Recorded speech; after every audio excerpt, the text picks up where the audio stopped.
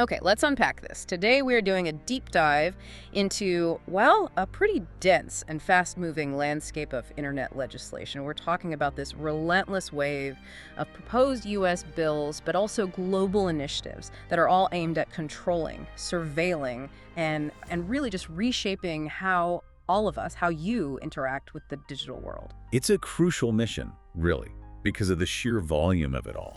The information we've synthesized points to claims that lawmakers are trying to push through almost 20 of these major censorship and surveillance bills basically all at once. 20, that's an incredible number. It is. And what makes it so urgent is that these national actions, these bills, they're happening at the same time as these much broader international agendas.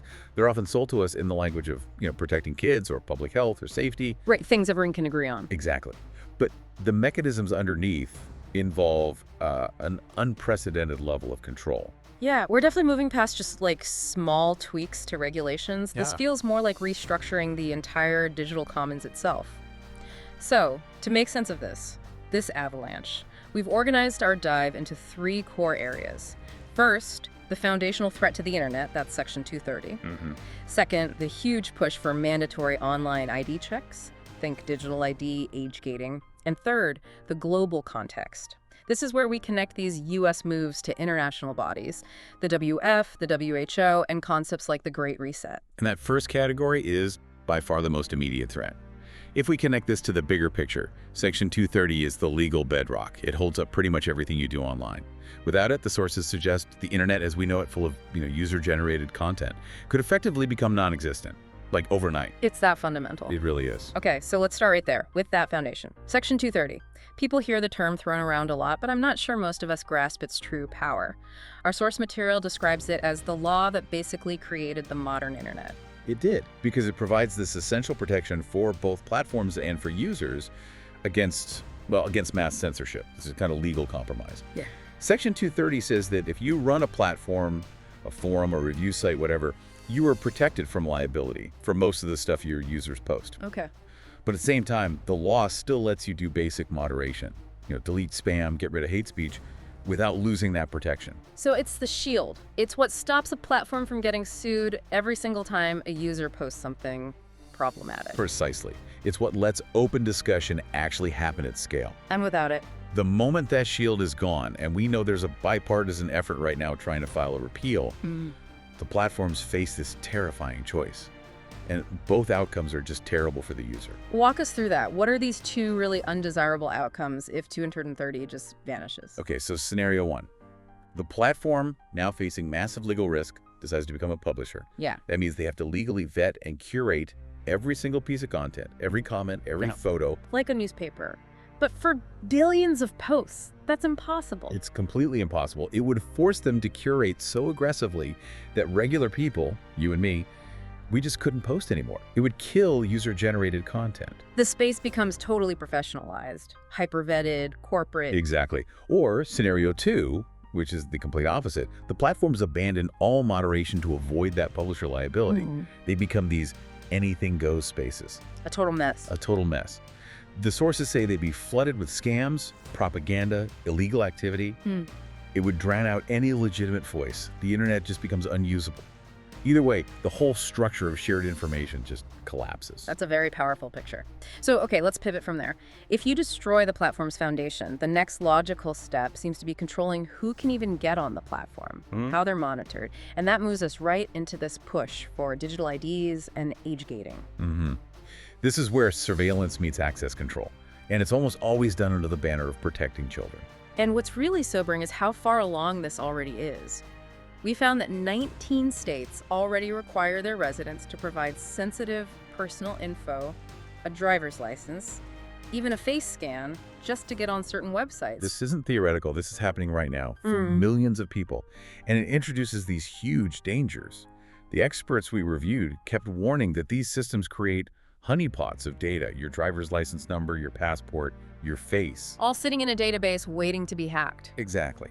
And beyond that, the facial recognition tech is often unreliable, it's biased, Yeah. and it can just unfairly deny people access to, essential services online. So let's talk about the bills trying to make this national, the Screen Act and KOSA. Right. The Screen Act is pretty straightforward. It's basically trying to nationalize this problem. It would mandate nationwide age verification for any website that's deemed potentially harmful to minors. Which forces websites to do what exactly? It forces them, big or small, to contract with what the source materials call shady third-party verification companies. These are often small firms collecting and storing your most sensitive documents in databases that are known to be insecure. You're trading your privacy for a false sense of safety. And what about KOSA, the Kids Online Safety Act? This one has generated a ton of controversy. It really has. KOSA is framed as child safety.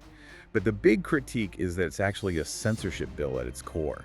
It puts this very burdensome duty of care on platforms to prevent content that's considered harmful to minors. But who gets to define what's harmful? That seems like the key question. That is the key question. And the answer is it would largely be left to state attorneys general and federal regulators. The liability for getting it wrong is so huge that platforms won't take any risks. They'll just preemptively suppress or remove any content. Anything controversial. Anything. Hmm? Social topics, political, even health topics, anything that might get flagged. The fear is that vital resources, especially for marginalized youth like mental health support, LGBTQ+ resources, they could just disappear overnight. Because the platforms would rather censor everything than risk getting sued? I see. This idea of age gating being a backdoor, can you connect that back to the bigger digital ID push? Yeah, it's strategic. These age gating bills, the ones in Utah, Arkansas, Texas, they're building the infrastructure you would need for a mandatory national digital ID system. The sources point to Australia, where you need age verification just to use the internet in general. Not just for certain It's sites. not just certain sites. Once you normalize handing over your passport just to communicate online, you've set the template. It's a small step from there to requiring that same ID for commerce, for banking, for everything. Age gating is the pilot program. That transition leads us right into the third layer of control. If they're deciding who you are and what you can access, the next step is controlling what you can say, even privately. This is the threat to privacy, undermining encryption. Here's where it gets really interesting. We're talking about end-to-end encryption, E2E. The tech that ensures only you and the person you're talking to can read a message. The gold standard for privacy. It is, and several bills are aimed right at it. Let's start with the Take It Down Act. Okay.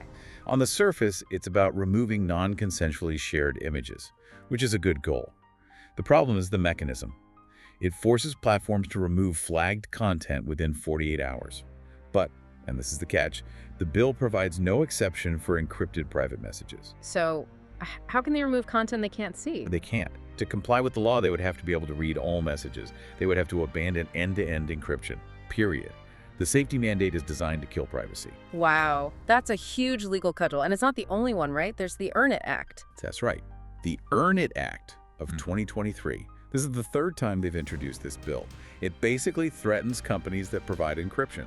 It strips them of liability protections if bad stuff is shared on their network.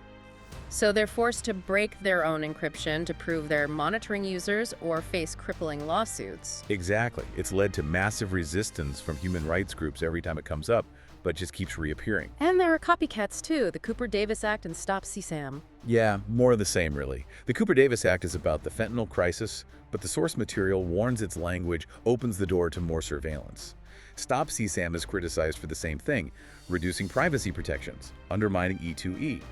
And ironically, some experts say this could actually make prosecuting criminals harder by driving them into darker, decentralized spaces while the government gets to read everyone else's messages. So if all these bills lead to the loss of E2E, why is that so vital to fight against?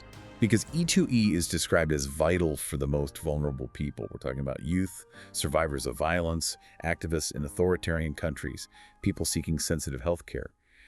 Weakening encryption here sets a global precedent. We're already seeing reports of AI being trained on our DMs, claims that the EU is proposing mandatory government spyware on phones that you can't remove. It's a global push. It is. If privacy is lost here, it's lost everywhere. That expansion from a U.S. bill to a global surveillance proposal, that's the perfect bridge to our final segment. We have to connect the dots between all these legislative actions and that broader global agenda mentioned in the sources, the WF, the Great Reset.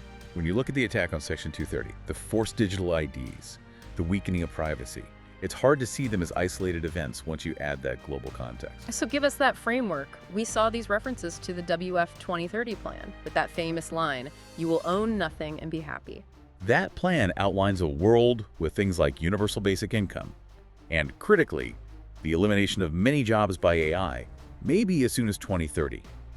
So if you're moving toward a system where the state provides for you but also entirely controls you, you need an enforcement mechanism. Which brings us right back to the digital ID. Right back to it. The digital ID is the required infrastructure. It's what lets you have these highly granular, centralized control systems. You can't enforce a carbon allotment system, only so much red meat per week, or mandatory vaccination for work or school without that verified, controlled digital identity. It's the linchpin. And there are some pretty powerful dissenting voices from inside these systems that seem to back this up. There are. The sources reference a former Deutsche Bank chief sustainability officer who called the WF's work a marketing scam and a fraud. She testified that the Davos agenda is much more than just net zero, implying that climate goals are really a cover for a much deeper structural goal about global governance. This is paralleled by global moves towards all digital currencies, CBDCs. Exactly. Central bank digital currencies are happening everywhere. It's another step toward that control because it allows for programmable money. Money that can be restricted. What you buy, where you spend it, even when it expires. But the most sweeping piece of global control we found in the sources seems to relate to the WHO, the Pandemic Treaty, and the IHR amendments. Yeah, the International Health Regulations amendments, they represent a massive power grab. The sources detail proposals that would remove existing human rights protections and force governments to enforce censorship to only push a single narrative during a health crisis.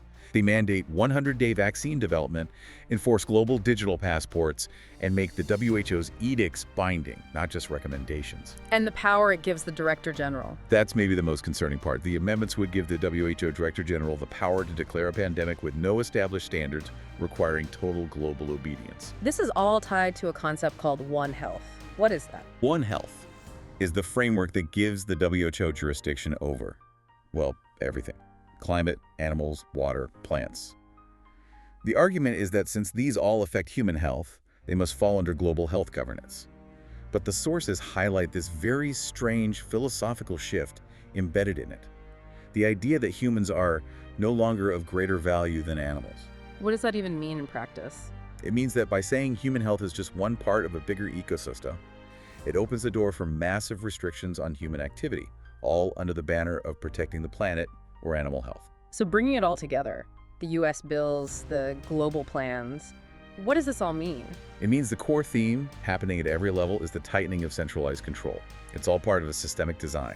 You restrict speech with the removal of 230, you restrict access with digital ID, you remove privacy by killing encryption, and then you grant sweeping power to global bodies through these treaties. It's all interconnected. Which is why it's so critical to see past the manufactured political fights. Precisely. All of these profound actions are being marketed to us as safety. Safety for kids, safety from disease, safety for the climate. And that framing lets these control mechanisms advance without the alarm they really deserve.